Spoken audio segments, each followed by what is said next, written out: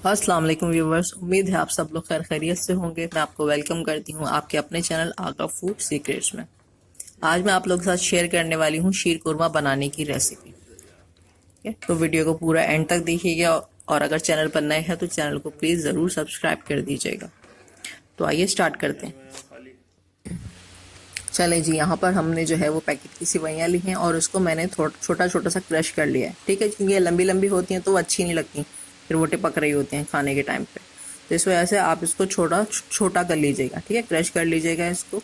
ये होगा तकरीबन 2 से ढाई मुट्ठी के करीब सिवैयाँ होंगी। ठीक है, अब हमने क्या करना है कि फ्राई पैन के ऊपर इसको हल्की आंच पर मैं फ्राई करूंगी, तकरीबन मतलब कि रोस्ट करूंगी इसको तकरीबन 3 से 4 मिनट के लिए। आपने उसको इतनी देर तक के लिए रोस्ट करना है जब तक कि जो इसका कलर है वो चेंज नहीं हो जाता, क्योंकि जब तक कलर चेंज नहीं होगा तो इसकी एक फ्रेगनेंस नहीं निकलेगी।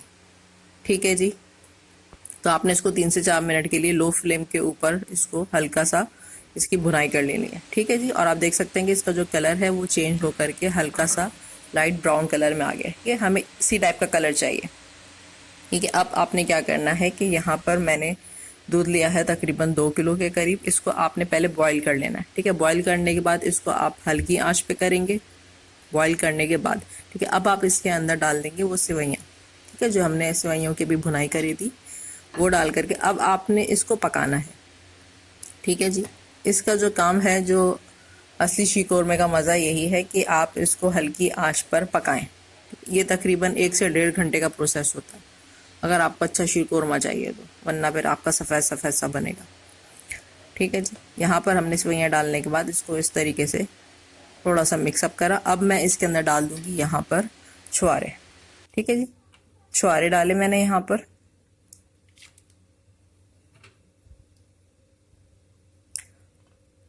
और उसके अलावा ये देखिए आप छुआरे डाले मैंने इसके अंदर। छुआरे अगर मैं हिसाब लगाऊं तो ये तकरीबन होंगे 12 से 13 के दरमियान। ठीक है, अब आपने छुआरे डाल करके इसको पकाना है। तब तक पकाना है जब तक ये गाढ़ा नहीं हो जाता। आपने शुरू में चीनी नहीं ऐड करनी।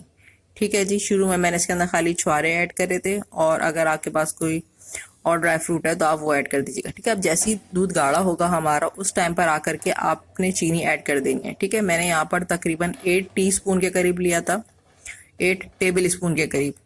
आप अपने टेस्ट के हिसाब से चीनी ऐड करिएगा। ठीक है जी, जब गाढ़ा होने लगे दूध उस टाइम पर आपने चीनी ऐड करनी है इसके अंदर। ठीक है, और आप जो कोई भी मेवे डालना चाहते हैं आप वो इसके अंदर इस पॉइंट पर आकर के ऐड कर सकते हैं।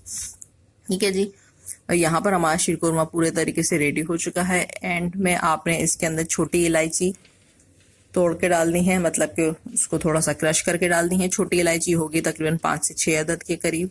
और उसके अलावा आपने सबसे आखिर में इसके अंदर डालना है केवड़ा वाटर।